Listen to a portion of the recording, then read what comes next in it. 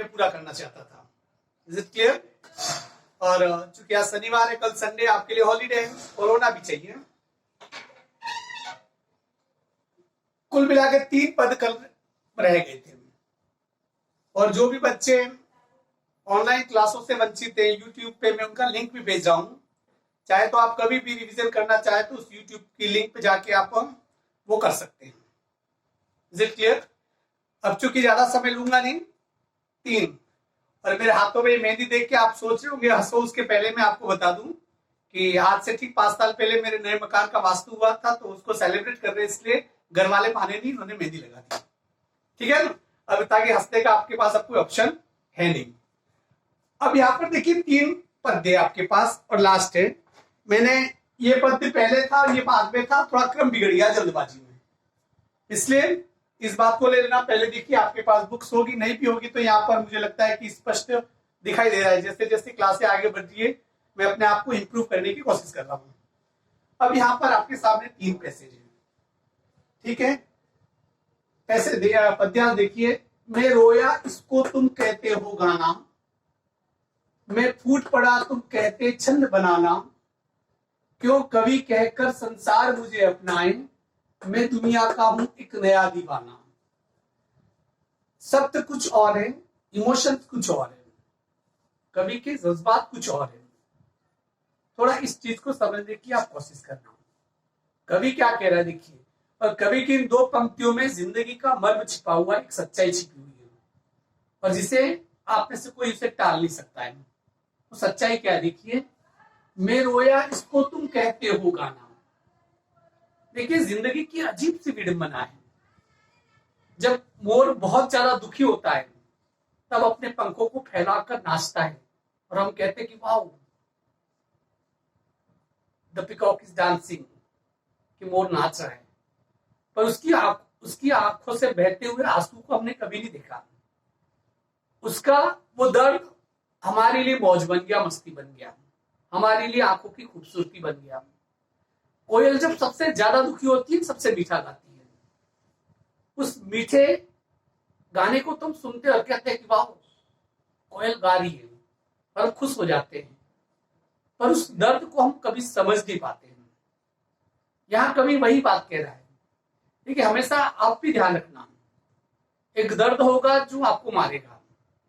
जिंदगी ऐसे कई मौके देगी जब आपको लगेगा कि जिंदगी हाथ से छूट रही है, और उस समय आप लोग क्या करोगे कि दुखी होंगे, रोंगे धोंगे, पर आपके उस रोने को भी दुनिया एक मजाक मानेगी। क्योंकि यहाँ पर हम लाख कितना भी चाहे किसी के दुख को लेने की कोशिश करें, पर न तो ये पहले कभी हुआ है न ये बाद में कभी होगा। किसी के दुख को वैसे वैसे स्वीकार करना इंसानी फितरत में है ही नहीं। हाँ ये हो सकता है कि उनकी सहानुभूति आपके साथ होगी, पर यह है कि यकीन मानिए कि आपके आंसुओं को भी वो एक संगीत का रूप दे देंगे। यहां पर देखिए, मैं रोया इसको तुम कहते हो गाना। कवि कह रहा है कि जब दर्द मेरे अंदर हद से गुजर रहा था और उस प्रक्रिया में जब मैं लिख रहा था, क्योंकि कहा भी जाता है कि जब इंसान का दिल टूटता है तो शायर बनता है, जब व्यक्ति दुखी होता है तो सबसे अच्छी रचना करता है। आप हंसते खेलते मौज मस्ती करते हुए आप उस चरम दर्द को नहीं लिख सकते हैं, उस शिखर को आप नहीं छू सकते हैं। मतलब आपको कहीं ऐसी चीज है जो अंदर से मार रही है, इस वजह से आप वो लिख रहे हो। पर आपकी उस दर्द को दुनिया क्या समझती है? मैं रोया इसको तुम कहते हो गाना, और दुनिया कहती है कि वाह क्या गाना गाया है। एक कवि थे, उनकी बेटी की मृत्यु हुई, तब उन्होंने अपनी बेटी की मृत्यु पर एक लंबी कविता लिखी थी, सरोज की स्मृति में, और वो कविता बहुत ही प्रसिद्ध हुई थी। लोगों ने कहा था वाह क्या कविता लिखी है। पर वो कविता लिखने के पीछे जो कवि का दर्द था, अर्थात कि कवि उस दर्द से गुजरा था तब जाके वो लिखा। किसी का दर्द भी हमारे लिए एक मौज या मस्ती का विषय हो सकता है। यही दुनिया की रीत है और इस रीत को कभी कोई बदल नहीं पाया है। मैं फूट पड़ा तुम कहते छंद बनाना, और जब दर्द सबसे ज्यादा गुजर गया कि मैं फूट पड़ा, कि दर्द जब बर्दाश्त नहीं हुआ तो मैं रो पड़ा, और मेरे उस रोने को भी तुमने कह दिया कि छंद बनाना। कि कितना बढ़िया लिखता है। ये इस जीवन की सबसे बड़ी विडंबना है। आपका रोना आपका दुख का विषय हो सकता है, पर वही आपका रोना दुनिया की नजरों में मजाक का विषय बच जाता है। आपको लगता है कि आपके दुख में दुख बांटने वाले बहुत से आएंगे, पर उसमें से दुख बांटने वाले बहुत कम होंगे। वो सिर्फ उन व्यक्तियों की तरह हैं जो नौटंकी देखने आते हैं और देख के वापस चले जाते हैं। ना आपके दुख से उन्हें पहले लेना था, न बाद में कभी होगा, क्योंकि दुख ऐसी चीज है जो आपका अपना नितांत निजी है, वो आपका अपना ही है, उसे कोई नहीं बांट पाएगा। ये मेरा दोस्त है, ये रिश्ते नाते वगैरह सब अपनी जगह, पर जिस दर्द को आप महसूस करते हो शिद्दत के साथ, उस दर्द को कोई दूसरा महसूस नहीं कर पाएगा। और ऊपर से हो सकता है कि उस दर्द का वो मजाक उड़ाएगा, जैसा कि यहाँ कवि कह रहा है, क्यों कवि कहकर संसार मुझे अपना है। कवि कह रहा है कि मुझे ये संसार कवि कहकर क्यों अपना रहा है। देखिए, कबीरदास जी को हम कवि नहीं कह सकते, समझना इससे। रैदास को हम कवि नहीं कह सकते, पलटू को हम कवि नहीं कह सकते। कवि वो जो कि जिसका प्रोफेशन हो कविता लिखना, जो सिर्फ अपने इस पेट के लिए लिखता है, वो कवि, उसे कवि कहा जा सकता है। पर कुछ लोग ऐसे होते हैं कि जो पेट के लिए नहीं लिखते हैं, जो अपनी मौज में बहते रहते हैं। नदी किसी की नौकरी नहीं करती है, बहना उसका काम है, बहना उसकी अपनी मौज है, बहना उसकी मस्ती है, और वो ऊपर से नीचे शिखर तक वो चलती रहती है और जाके सागर में मिल जाती है, वो उसकी अपनी मस्ती है। उस मस्ती को थोड़ा समझना है। यहाँ पर कवि कह रहा है कि मुझे कवि कहकर संसार क्यों बुला रहा है, क्योंकि कवि वो होते हैं जो लिखने के लिए लिखते हैं, पर कुछ लोग होते हैं उस परिधि को पार कर जाते हैं, बियॉन्ड दैट लेवल। कबीर जैसे लोग, वो कहते हैं कि कबीर क्या था, फक्कड़ संत था। उसने कभी पैसों के लिए नहीं लिखा, सोने की असरफी के लिए नहीं लिखा जैसे दरबारी कवि लिखते थे। उसने सिर्फ लिखा इसलिए क्योंकि वो उसने उस चीज को महसूस किया था, उस दर्द को महसूस किया था, समाज की उन सड़ी गली परंपरा और विडंबनाओं को उसने महसूस किया था, तब जाके वो इतना महान कवि, जिसे हमने कवि कह दिया, पर वो अपने आप में फक्कड़ संत था। तो कवि यहाँ कह रहा है कि क्यों कवि कहकर संसार मुझे अपनाए, क्योंकि कवि का ये दुख है कि मुझे कवि कहकर यदि संसार अपनाएगा तो इसका मतलब मुझे एक निश्चित क्राइटेरिया में वो क्या कर देगा, वो कैद कर देगा। और कैद किसी भी क्राइटेरिया में होते हो, किसी भी सीमा के अंदर आप कैद होते हो, तो वो बंधन ही होता है, और बंधन कभी भी उतना अच्छा तो हो ही नहीं सकता है। मैं देख लेता हूं कोई ऑनलाइन आया हूं कि कुछ लोग आए।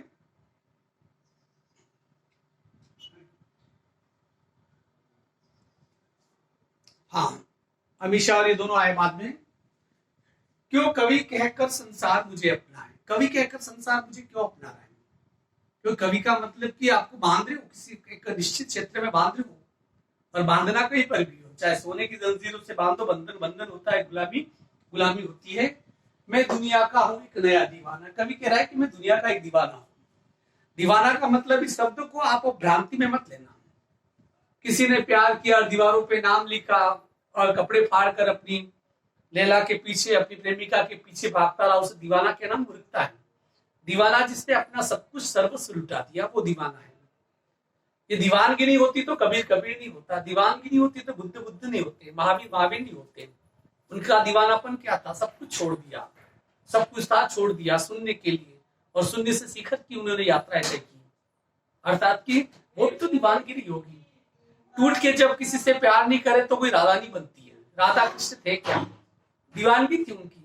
बिना किसी रिश्ते से ऊपर उठकर एक वो स्नेह था कि दोनों के बीच में कोई रिश्ता नहीं। राधा और कृष्ण पति पत्नी नहीं थे, पर दुनिया के सबसे ज्यादा मंदिर उनके प्रेम के प्रतीक के। कहने का मतलब ये होता है कि वो दीवानगी, दीवानगी का मतलब इसे कि एक निश्चित सेक्ट में बांधो मत, इस 3 अक्षर के शब्दों को बांधो मत। कवि कह रहा है कि मैं ऐसा दीवाना हूं, और ये दीवाना ही अपने इतिहास लिखते हैं। दीवानगी नहीं होगी भगत सिंह में जो 22 साल की उम्र में फांसी पे चढ़ गया, दीवानगी नहीं होगी उस सुखदेव में देश के नाम पर जो हंसते खेलते फांसी पे चढ़ गया। बहुत बड़ी बात होती है, बहुत मुश्किल होता है, पर ये दीवानापन ही तो होता है। दीवानापन का मतलब ये होता है कि आप अपनी जो क्षमता होती है उस सीमा को बांध दो, उससे परे चले जाए आप लोग, उसे कहते दीवानगी। तो कवि यही कहता है कि मैं दुनिया का एक दीवाना हूं, और दीवाना एक ऐसा दीवाना जो अपनी मस्ती, अपनी रोह में उस नदी की तरफ बहता जा रहा है, बहता जा रहा है, और उसका मकसद एक सागर में मिलना।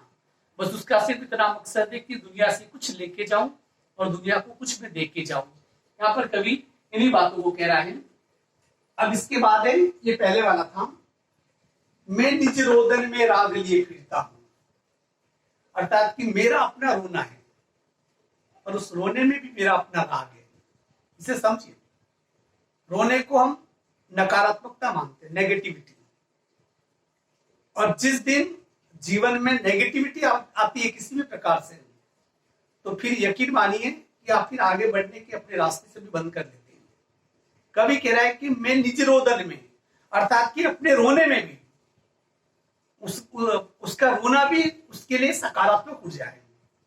क्योंकि जो शायर होते, कवि होते, दर्द से जब तक टूट कर बिखर नहीं होते तब तक उनके अल्फाज नहीं बनते। टूट कर बिखरना ही अच्छी गजलों को जन्म देता है, अच्छी शायरी को जन्म देता है, बहुत ही अच्छी कविता को जन्म देता है। अर्थात कि वो दुखों को क्या करते हैं, अपने दर्द को क्या क्या क्या करते हैं, शब्दों में डालते हैं। ये इसे कहते हैं पॉजिटिविटी, सकारात्मकता। कवि यहाँ पर यही कह रहा है, मैं निज रोदन में राग लिए फिरता हूं, अर्थात कि मेरा रोना उसमें भी मेरा राग है। कोयल क्या है, उसके रोने में उसका राग है, और एक ऐसी मीठी आवाज सुना जाती है, दुनिया उसे याद करती है। अर्थात कि सुख में तो हंसते गाते सब है, सुख में तो गाते सब है, बात तो तब है जब दुख में भी गा के बता दो। सुख में तो मौज में सब रहते हैं, बात तो तब है रोने में भी वो मौज और मस्ती में जी के बता दो। क्योंकि जिंदगी अति पर नहीं जी जाएगी, आए दर सुख और दुख ऐसा होता नहीं। अर्थात कि मैंने पहले भी कहा था कि एक संभाव की स्थिति होनी चाहिए। संभाव नहीं होगा तब तक आप अपने आप को एक दायरे में समेट के रख दोगे, और दायरे में समेटने का मतलब, खुद को समेटने का मतलब होता है कि अपनी आप खुद की गुलामी कर रहे हो या किसी साचे में आप बंद हो गए हो। कभी कहता है कि मैं निज रोदन में राग लिए फिरता हूं, शीतल वाणी में आग लिए फिरता हूं। शीतल वाणी में देखिए, जो जितना कम बोलता है उसकी वाणी में उतनी आग होती है। ढोल की तरह चीखना चिल्लाना मूर्खों की निशानी होती है। आपने देखा होगा कि कुछ लोग बहुत कम बोले, और अक्सर ये कहा जाता है कि 1000 लफ्जों से कई बार खामोशी बहुत अच्छी होती है। जो लोग जितना खामोश होते हैं वो लोग उतना ही ज्यादा अपनी आवाज को उसी लेवल तक वो पहुंचा देते हैं। कवि यहाँ पर यही कह रहा है कि मैं शीतल वाणी में आग लिए फिरता हूँ। हो सके मेरी वाणी तुम्हें ठंडी लगे, हो सके मेरा लिखना आपको कूल डाउन लगे, पर नहीं। जो सबसे कम, देखो आप देखिए, इनकलाब जिंदाबाद, दो ही तो शब्द, सिर्फ 2 शब्द, इनकलाब जिंदाबाद पूरे भारत के इतिहास को बदल दिया। एक लाइन थी सिर्फ सुभाष चंद्र बोस की, क्या थी, तुम मुझे खून दो मैं तुम्हें आजादी दूंगा। छोटी सी लाइन, एक छोटा सा शब्द, जय हिंद, और इतिहास बदल दिया।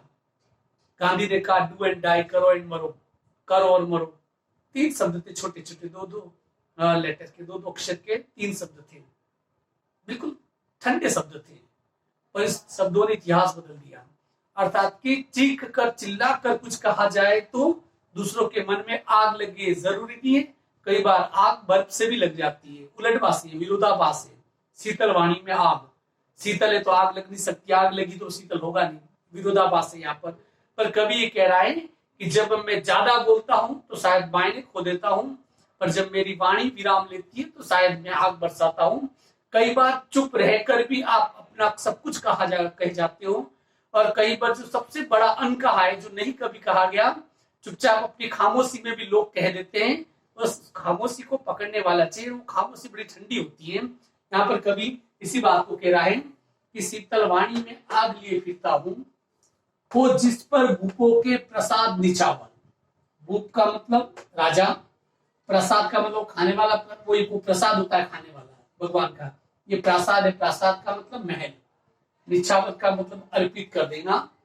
हो जिस पर भूपों के प्रसाद निछावर, मैं वह खंडर का भाग लिए फिरता हूं। ये समझना थोड़ा मुश्किल काम है। कवि कह रहा है कि मैं अपने उन खंडर के लिए राजाओं के अच्छे से अच्छे महल को न्यौछावर कर लेता हूं। थोड़ा इसे समझना।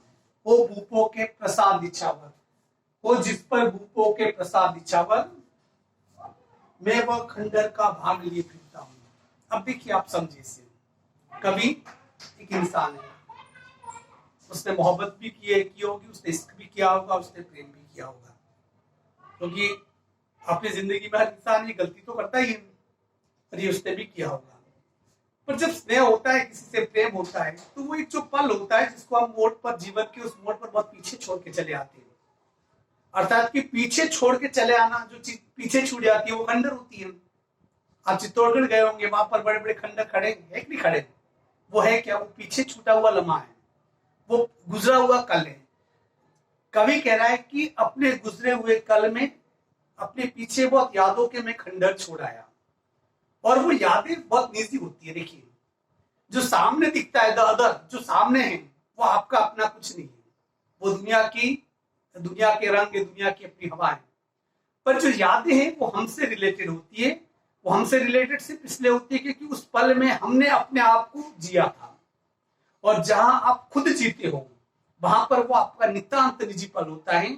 और कवि कह रहा है कि अपने गुजरे हुए कुछ पलों को जब मैं जी के आया था, और वो गुजरे हुए पल आज भले खंडर में बदल गए हैं, जिनको मोड़ पर बहुत पीछे छोड़ाया था, पर उन गुजरे हुए यादों के उन खंडरों के ऊपर मैं अपने जीवन के, मैं इन राजाओं के से सैकड़ों महल में निछावर कर सकता हूं। देखिए, जो महल है वो दूसरों के हैं, यादें हैं वो आपकी है, और वो यादें आपके जीवन का हिस्सा होती है। जिंदगी में एक मोड़ ऐसा भी आएगा जिसके बाद सब अपने पीछे संगी साथी जो है वो हमारे पीछे छूट जाएंगे, पर वो याद जरूर रहेगी।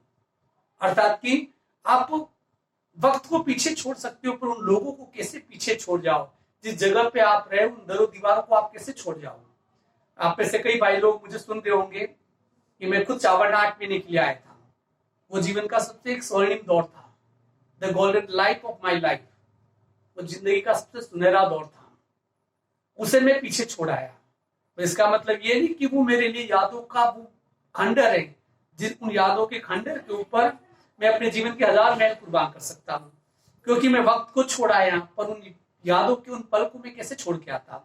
कवि यहाँ पर कह रहा है कि जिस जीवन को आपने जिया है, जिन यादों के साथ आपने अपने आप को शामिल किया था, वक्त के साथ वो भले खंडर हो जाए, पर वो खंडर भी इतने नायाब होते, इतने बेमिसाल होते हैं कि जिनके ऊपर 1000 महलों को कुर्बान किया जा सकता है, और वही जीवन का सर्वश्रेष्ठ सत्य भी होता है। अब इसके बाद देखिए लास्ट एंड फाइनल। आज सिर्फ 3 ही पैसेज है, 3 ही पद्यांश है, और बहुत काफी अपने लिए, ज्यादा नहीं पढ़ना, कम पढ़ो, यहाँ से पढ़ो, यहाँ से। हिंदी को तो यहाँ से पढ़ना चाहिए, केमिस्ट्री, फिजिक्स, बायो को यहाँ से पढ़ो, मैथ्स को। और हिंदी पढ़ते वक्त इसी का इस्तेमाल करो। ये एक तरफ आप रख के आ जाओ घर के किसी कोने में, इसकी जरूरत नहीं है। आप सिर्फ सुनो, समझो, बस, और कुछ नहीं चाहिए। और ये नहीं कि किताब से ऊपर, किताब से परे जाकर पढ़ो हिंदी को। ये चंद शब्द हिंदी के साथ इंसाफ नहीं कर सकते हैं। आपको हिंदी समझनी है तो इस शब्दों के पार जाना होगा, क्योंकि हिंदी एहसासों की दुनिया में जिंदा रहती है। जहाँ लिखा हुआ है वहां तो एक टेक्निकल सब्जेक्ट वो आपके लिए काफी है, जो लिखा हुआ वहां सबसे बड़ा सत्य है। पर हिंदी में लिखा हुआ सत्य कभी होता ही नहीं है।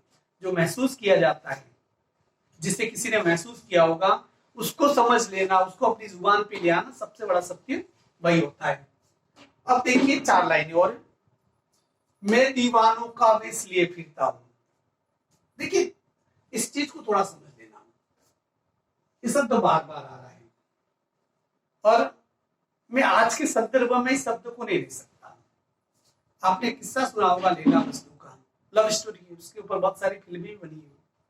और ऐसे प्रेमी प्रेमिका जिसे दुनिया बर्दाश्त तो नहीं कर पाती है, जहां प्रेम करते हुए दिखे तो आजकल तो लोग सीधे गोली मार देते हैं, एक सामूहिक हत्या कर देते हैं। पर लैला मजनू की कहानी आपने सुनी होगी, और लैला के बारे में सुना होगा। फिल्मों में लैला को बहुत खूबसूरत दिखाया है, पर यदि इतिहास में खोल के देखा जाए तो लैला एक बहुत ही कुरूप और काली औरत थी। और मजनू है, उससे पागलों की तरह प्यार करता था, दीवानों की तरह प्यार करता था, दर दर घूमता था, रेगिस्तान में कपड़े फाड़ कर घूमता था। वो सबसे चारों तरफ लैला ही दिखाई देती थी। तो लैला जिस राज्य में रहती थी, उसके राजा को तरस आ गई मजनू के ऊपर, और उसने मजनू को बुलाया कि भाई देख, उसने अपने दरबार में 8-10 उस राज्य की सबसे खूबसूरत लड़कियां खड़ी कर दी कि यार लैला तो इतनी कुरूप है, बदसूरत है, तू यार उसके पीछे क्या पागलों की तरह पड़ा हुआ है। देख, ये इस राज्य की सबसे खूबसूरत लड़कियां है, इनमें से किसी एक का वर्ण कर ले, एक को ले ले, और तू ये दीवानों की तरह जिंदगी छोड़ दे। तब उस मजदूर ने एक लाइन कही थी, उसने कहा कि लैला को यदि देखना है तो मेरी नजरों से देखो। तुम्हारी नजरों में लैला खूबसूरत नहीं हो सकती है, पर मेरी ये नजर नजर का फेर है, मेरी नजरों में वो मेरे लिए दुनिया की सबसे खूबसूरत औरत है। और इसके लिए इसलिए ये आपने जो भी सामने खड़े रखे मेरे लिए कोई मायने नहीं रखता है। दैट्स दीवानगी। उसे कहते हैं कि खुद को बुलाकर किसी को चाह लेना। यहाँ पर कवि कह रहा है, देखिए, और यहाँ पर खुद को बुलाकर किसी को चाह लेने का मतलब ये नहीं कि किसी लड़की को चाह ले, किसी प्रेमिका को चाहना, इसका मतलब वो नहीं है। दीवानगी सिर्फ किसी एक के लिए हो तो इससे तो बड़ा स्वार्थी रिश्ता फिर कुछ हो ही नहीं सकता है। और इंसान स्वार्थ से बन जाए तो वही फिर एक, जिसे कहते हैं कि हाथी की तरह जिसके पैरों में जंजीरें बांधी जाती है। कवि कह रहा है कि मैं दीवानों का वेश लिए फिरता हूं, कि मेरा वेश भले दीवानों की तरह है, मैं उस दीवाने की तरफ, क्योंकि दीवाना है क्या, खुद को भूल चुका है।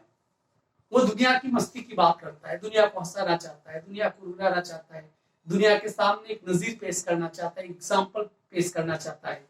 एग्जाम्पल ये कि खुद को बुलाकर किसी और को चाह लो तो बात कुछ और है। पर यहाँ पर एक्चुअल में होता क्या है कि जब दो लोग प्यार करते हैं तो वहां दो होते ही नहीं है। यदि वहां पर दो है तो वो फिर प्यार ही नहीं। वहां पर यदि एक है तब मान सकते हैं कि वो स्नेह है, प्रेम है। और जहां पर वो एक भी मिट जाता है तब वो कृष्ण और राधा होते हैं। पर वो यहाँ तो दो ही क्या, जब दो जने होते हैं तो दोनों के साथ मेले होते हैं। हम अपने अपने पूर्वाग्रह, अपना इतिहास, अपना अतीत और सब लेके आते हैं, तो वो लोग क्या स्नेह करेंगे।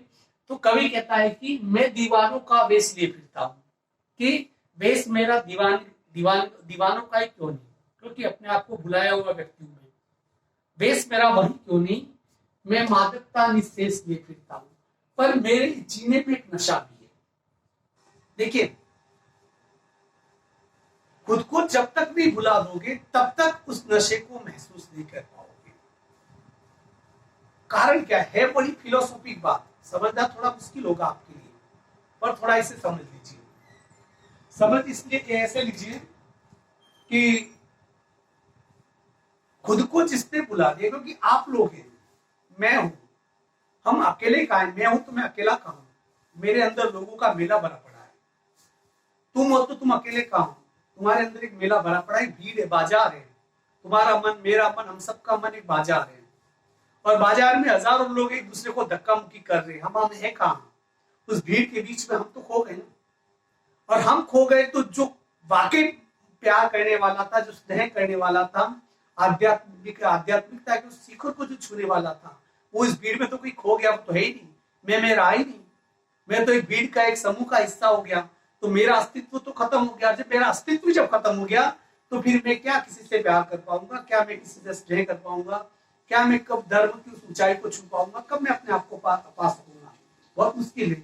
आपके अंदर जो चारों तरफ आपने भीड़ इकट्ठी की है, उससे जब धीरे धीरे हम खाली होना शुरू हो जाते हैं और उस भीड़ को सबको एक तरफ कर लेते हैं, और हमारे अंदर जब हम ही रहते हैं, तब जो जीने की जो मादकता होती है, जो नशा होता है, वो नशा कुछ और में होता है।